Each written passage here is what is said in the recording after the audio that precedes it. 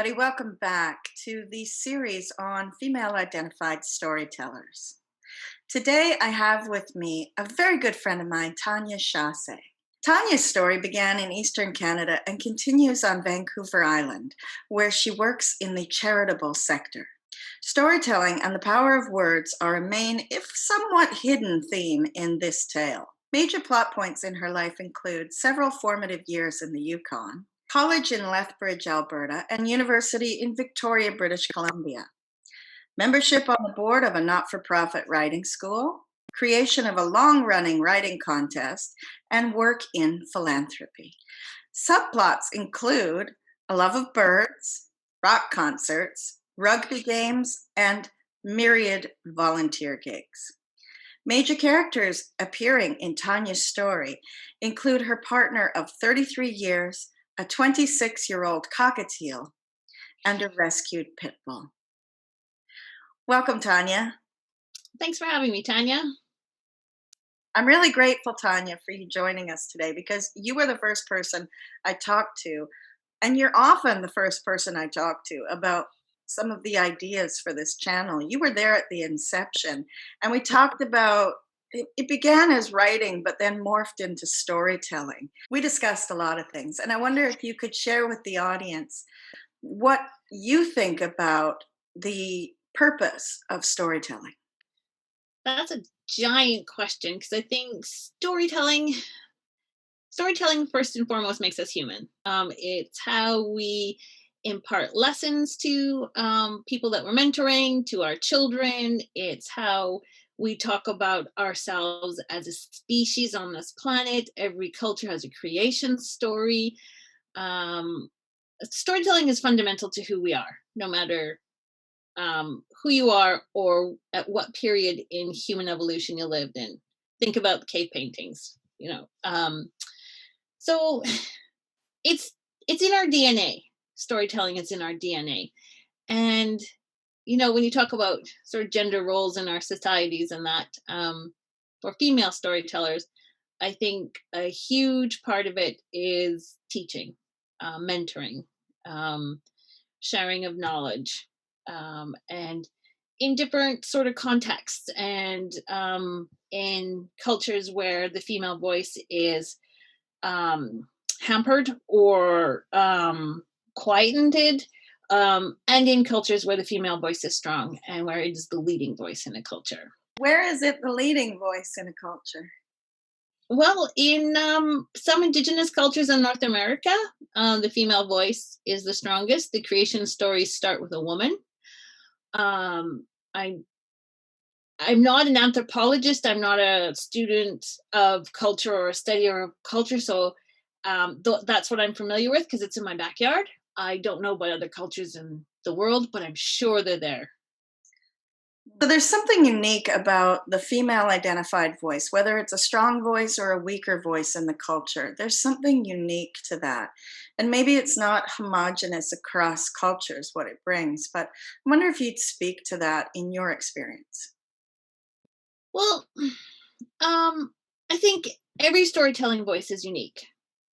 Whether you're looking at, grouping a whole bunch of unique voices under a gender banner, whether you're looking at grouping a whole bunch of individual voices under a cultural banner, racial banner, every storytelling voice is unique. Every storyteller comes from a unique place and a unique context, and every audience is unique. Well, their context is different. So the stories they're going to tell are different. The stories they tell are going to have a different kind of impact. Language is probably different. There's probably some things that female storytellers all have in common, but I'm going to say that those things probably differ culture to culture. In our culture, female voices are traditionally in the realm of domesticity, raising families, nurturing, that teaching of stories, and so they come from a place that is not necessarily the place of power in their culture. So that's going to impact language, how they talk about things, and in some cases, it's a very powerless place that some female storytellers are coming from. Some women identified storytellers are coming from. So I think that it's going to impact the stories they tell, and the impact of their stories on society will be different. Yeah, I think that's a big point, is the impact on society is different because, we're getting a little bit better at looking at the margins and centering them. But I think, when we went to writing school together, the major voices were male, the major people getting published were male, the major Pulitzer Prize winners were all male. And so we didn't have the we had a voice, but we weren't being heard so easily. No, And no, so and mhm, if you look at the female writers of the time that were getting accolades and being read, they were firmly in that area of domesticity, talking about small things, everyday life. You think of the Alice Munros of the world. Yeah, exactly, and the Carol Shields of Canada, right? And their writing is off the charts, incredibly brilliant writers, but their subject area was this small women's life. They weren't talking about running big corporations. They weren't talking about women presidents or women running the UN. They were talking about homemakers at home in the 70s and 80s, and um, raising their kids in that changing environment. and 90s. And 90s. Well, yeah, Carol Shields, I think, died in the early 90s, late 90s. Alice, Alice Munros, yeah. yeah, Yeah, she won her Nobel in the 2000s anyway. yeah, she finally won it after decades of writing About that world. about that world. Now, the other Now we have the immigrant writers who are talking about female writers who are writing about um, those places in their culture where women are traditionally focused and centered. And so we're getting this whole new range of voices and experiences, and it's fascinating because in some of those cultures, women occupy a different space. So it's exciting. living in London, you got a lot of writers that were native to Africa and India and Mhm. were writing in Yeah, their voice of what their life was like in their yeah, countries.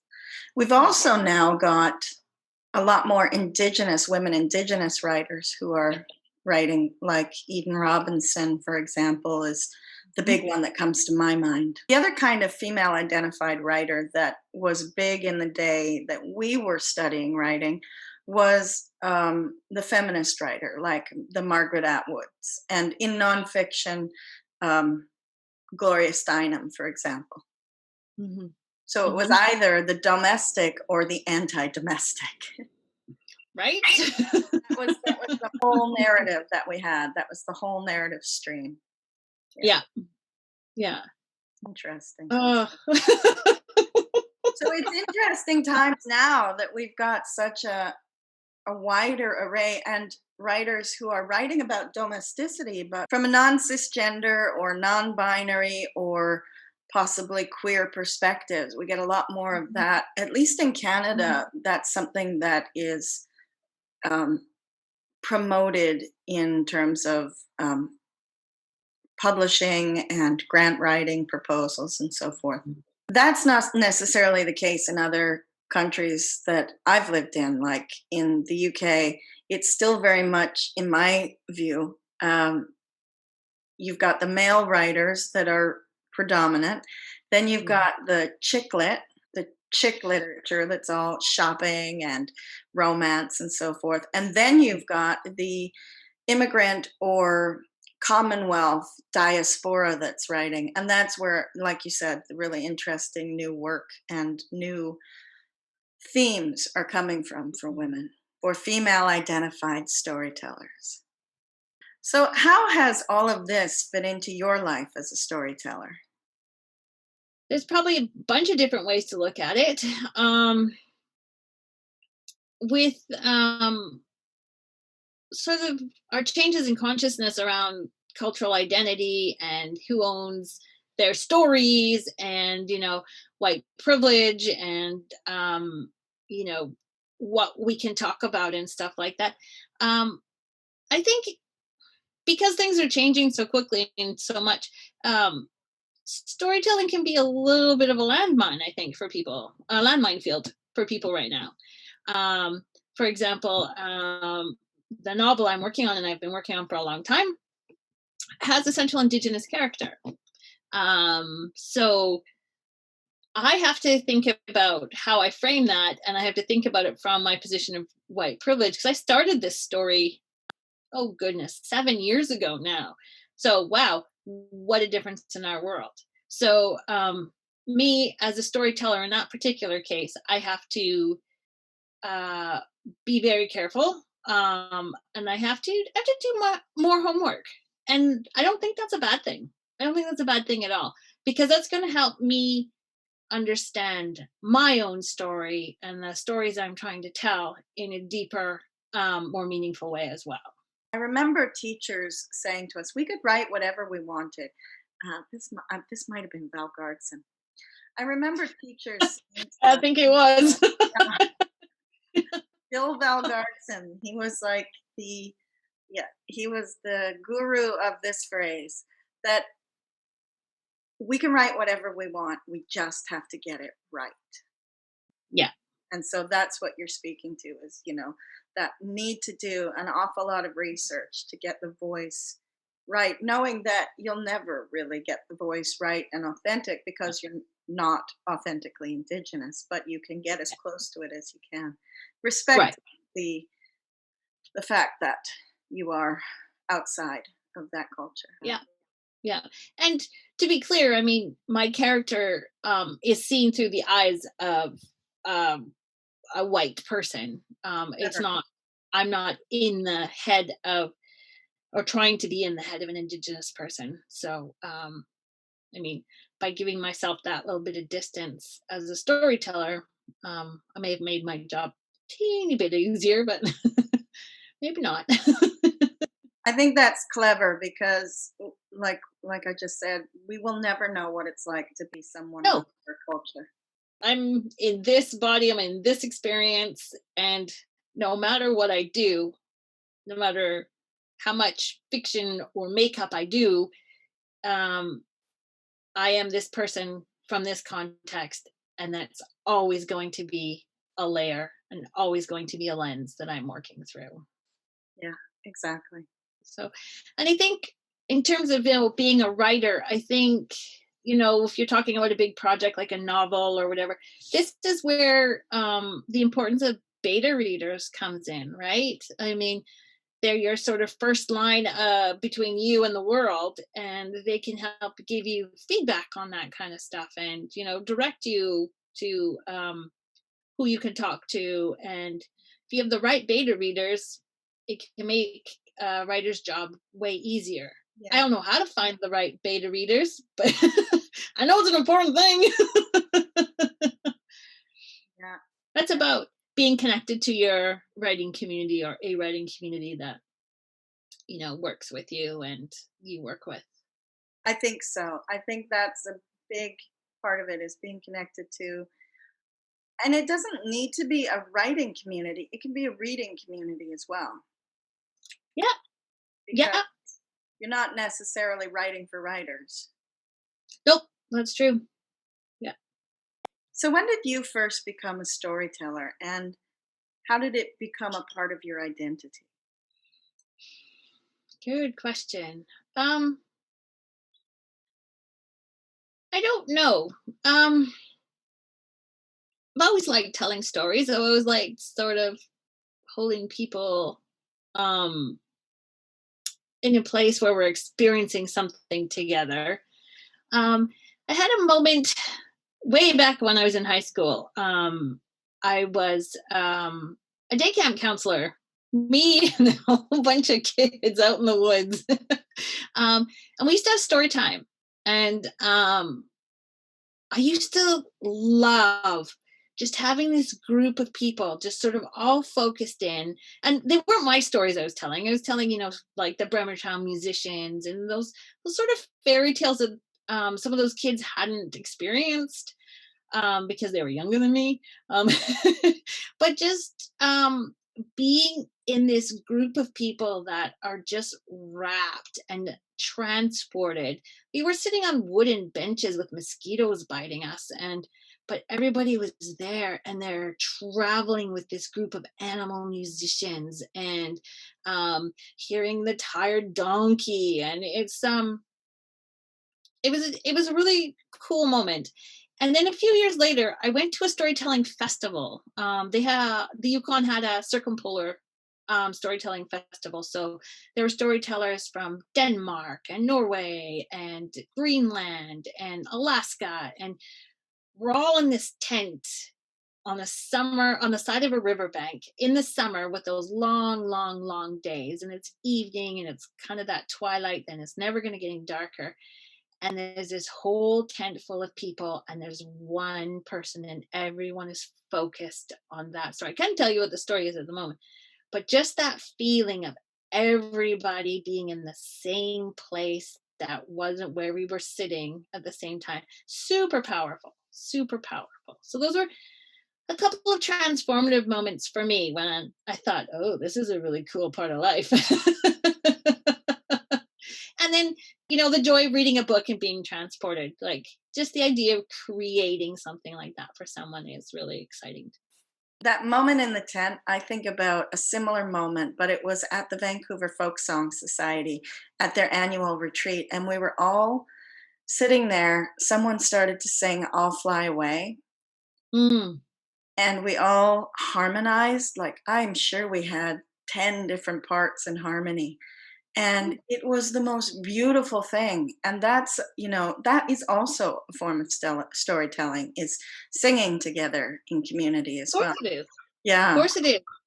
And so many of those um, old folk songs and that go back to um, and those blues songs that go back to the days of slavery and when they were used to communicate. I mean, every time you sing that song, you add to that song's story. The song tells a story, but every time a different group of people it adds to that song's story. Yes, and in the folk song tradition, you really do want to honor the tradition as well. It's like what we were saying, you can learn anything, but get it right, you know. Mhm.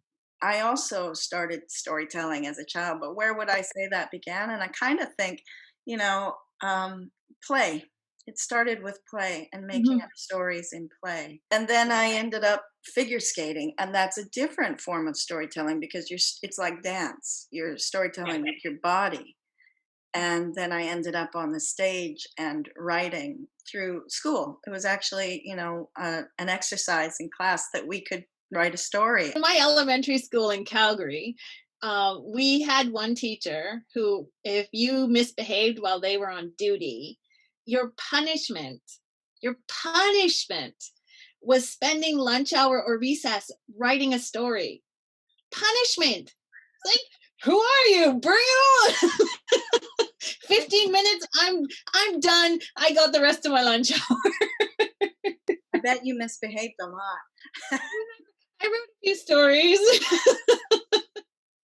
So, in writing school, one of the things we had to study was nonfiction as well as fiction. You've Mhm. continued to write nonfiction and you spent many years working for a news media organization. Mhm. What do you think is the power of nonfiction storytelling? Nonfiction storytelling is powerful. And to be clear, I was in the advertising department. I wasn't doing any major, news story writing or anything like that. Fictional storytelling is concerned with a different kind of truth. It's like a moral truth, a human truth. Whereas nonfiction, we have to look at facts and impacts and those kind of stories. I think nonfiction it's very very important, and I don't think there's anything wrong with well-written nonfiction that reads like a story. That's how we're going to ingest things. That's how we're going to internalize things. But what I see being lost is people's interest in the deep dive, the deeper dive. Everyone thinks facts are short, succinct, and can be delivered very quickly. The reality is, no, everything has a context that needs time to be explained. And nonfiction storytelling does that really, really well. So, given that your love is of writing fiction, where do you find your comfort in the writing of nonfiction? Um, Interesting, because that's actually something that I've been thinking about. And in terms of nonfiction writing, impact reports, stories about donors and all that kind of stuff in my work life, I feel very comfortable about that. Interviewing people or coming up with stories, articles, kinds of things. It's the creative nonfiction area that I know nothing about, and I feel very much like a fish out of water. And that's the area I would like to learn a bit more about, because I think it's a very powerful area, and yeah, it's something I'd like to know about. So I feel very much like I know this much. I think it'll be interesting for you to explore that area of creative nonfiction because your preference in fiction writing seems to be historical fiction, but set in a place that you know very well. Often in historical fiction, we see women writing about their place in society, but what we don't see a lot of is what you've chosen to write about, which is the Western frontier. So, what attracts you to this particular time and this particular place? Good question. I've always been fascinated by the Western myth. That whole um, way that entire culture made up its origins and told itself this story and believed that story. It's an incredible piece of storytelling. um, and of course, we all know about women's roles in that, and they had um, these tiny little options in society. But as I've been studying sort of the whole Western myth, the whole idea of Western culture, I've learned that in the background, as there always is, there's all these outliers. Um, my character, um, it goes west for a very specific reason, and she ends up um, working behind the scenes and crafting the voice of a newspaper. That was actually something that happened not frequently, but not infrequently. And it's because it was the voice of the women was sort of one layer removed from the society. They weren't physically standing up in front of people and talking about these things. They were making this printed product that people consumed, um, and just assuming that it was a male voice behind what they were reading. And I was fascinated by this idea of having um, this strong voice in a discourse and in a conversation, and sort of directing that conversation where the identity or the gender of that voice is hidden. I think it will be interesting to see what the female led news looks like in the West. I'm looking forward to reading the novel when it's finished. So, what themes or motifs do you specifically want to explore as a female storyteller in that kind of Western genre? For me, it always comes down to someone finding their voice. um, so having this educated woman um, in in the West and taking up a newspaper. I mean, she has to find her voice. She comes from, a very specific culture, and then gets dropped into the West. Um, she goes out west ostensibly to rescue her brother, who's because her family has fallen on some hard times, and they need to bring him back to run the family, because her mom and her sisters are what's left. Um, and it's about her finding her power and her path to power and her voice. Those are always recurring things, because it's, recurring theme in my life as a female. And it's so yeah, that's probably themes and motifs: path to power, finding a voice, on her own terms. She's My character Catherine doesn't want to be um, a suffragette marching through the streets. She doesn't want to be, the leader of a rebellion.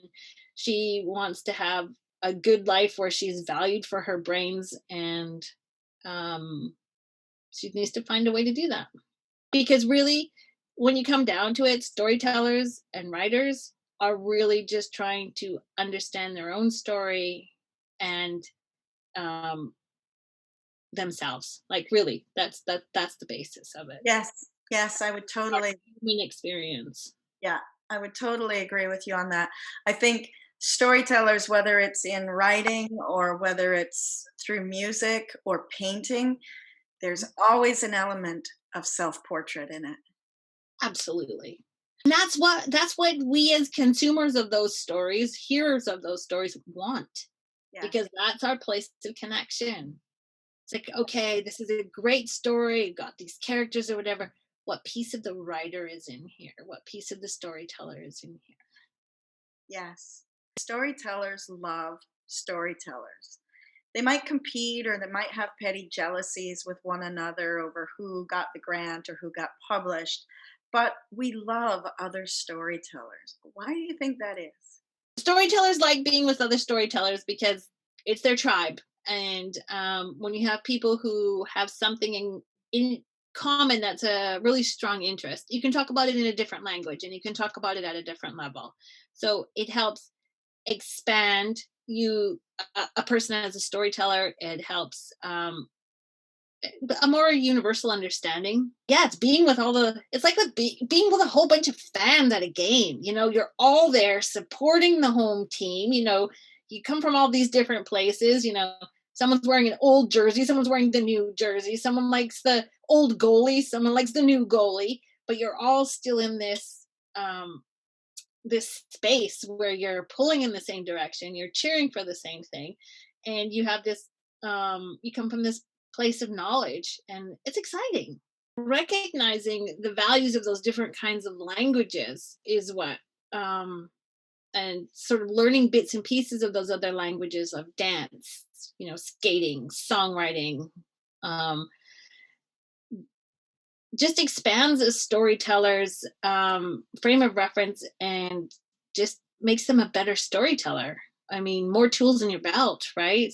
Understanding other people's tools makes you understand their stories in a different way. So it's like you get to nerd out a little bit about something that's really cool about you. Like when I hear Jo, my partner, talking about plants with her plant friends, they speak a different language. Like they are using all the Latin names and all that stuff, and they're having a ball. They're loving it. They're feeding off each other, learning from each other. And I think when storytellers get together, that's exactly what happens. It's the same thing.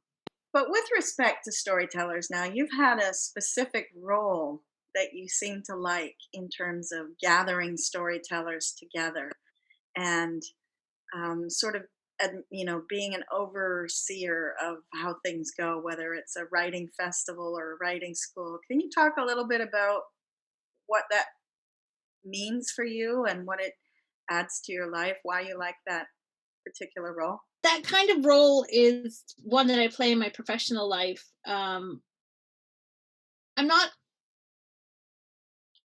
in terms of my own work, it's very my fiction writing, and that is very personal to me. I am not at a point where I've put a lot out into the world or anything like that, and that comes from my place of probably insecurity, not practicing enough. But in my professional life, I'm able to sort of help writers and support writers and sort of be the rebar in the wall while they're the painting on the wall, which is a role I like. It's a role I play in my job, even when it's not related to writing or storytelling. So facilitating and empowering people means a lot to me. Um, it's fundamental to me actually to be able to do that kind of work for people. So helping on the board of directors of the writing school, a not-for-profit writing school, that was a great way to be able to show some leadership and help emerging writers in my community. When we had to fold that school and I created the writing contest, it was filling a gap I knew that existed in my writing community, and it was well received, and it was specifically aimed at writers like me, who are kind of do it in private and are quiet about it. I mean, we specifically said non-published writers could enter that contest, and so just giving people opportunities to exercise their storytelling ability or to work on their writing, it fills my well. When I connected with the writing school just as a volunteer, I got connected with so many local writers here. Those connections continue today. Um, Many of them are, um, professional fiction writers who write books, and that's their livelihood. That's their focus, and most of them do a bit of teaching as well. But to watch them give back as well was a great piece of mentorship for me. And that happened for me as well at seminary, where, those connections last forever. And there's a real aspect of storytelling in the spiritual traditions as well. I mean, it's all about story because there ain't no facts.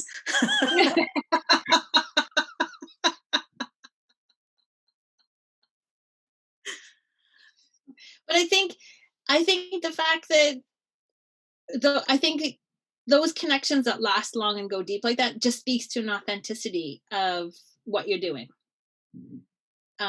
because you're putting in the effort to keep those connections going for a long time, and you're working from your heart.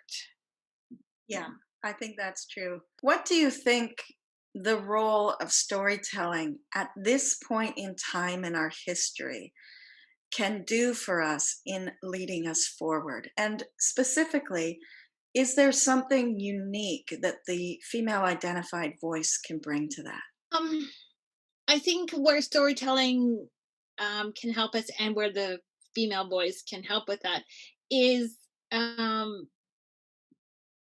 in terms of the stories in that we've been told and brought up with. It's been from one perspective. It's been from um, one place of connection. The female voice can come in and fill in the background and fill in that context. A good example um, is the story of Cinderella.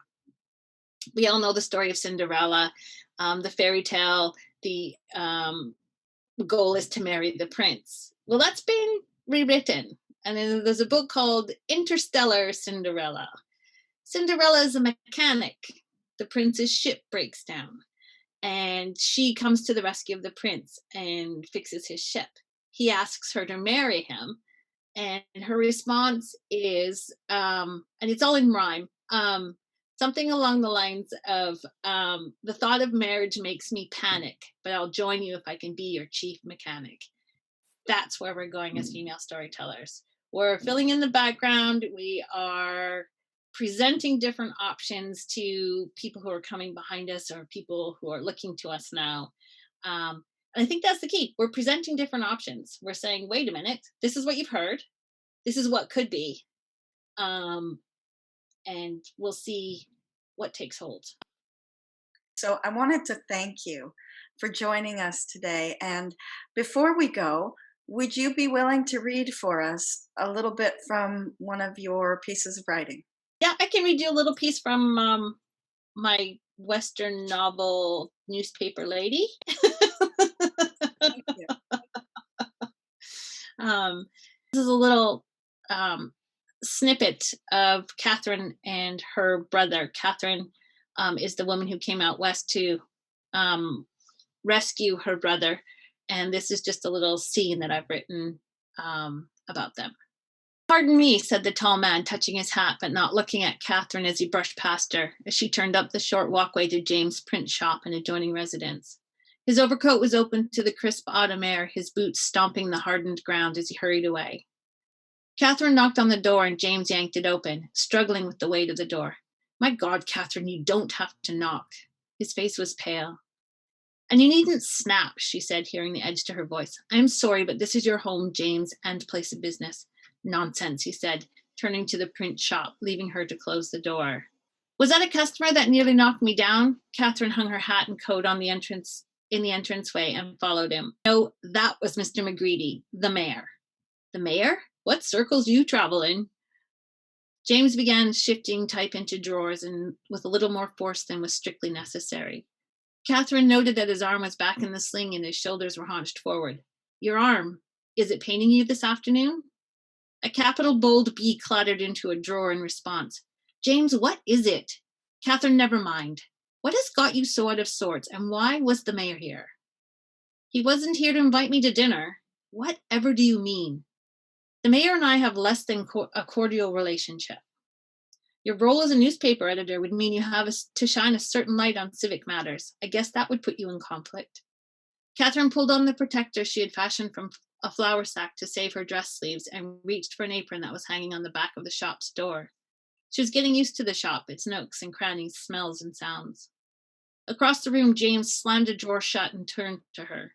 He grabbed a stick used for pushing words into a place where arms wouldn't reach. James, what's wrong? Catherine watched her brother's eyes narrow, focus on the middle distance. The longer he stared, the tenser his body became. He swung the stick and brought it down on the press with a crash that made Catherine jump. She had seen James like this once before. A neighbor boy, Harry Lalonde, and a group of his nasty friends had cornered James and goaded him, teasing him about his beloved rag doll, Chester. They called James a baby for having such a toy. They taunted him until he sobbed great choking gulps of air, his nose running, mixing with the tears into a mess on his shirt. Catherine had watched, too petrified to step into the fray. When they finally left him, James ran home, Catherine right behind him, straight into his room where he grabbed Chester and raced back outside.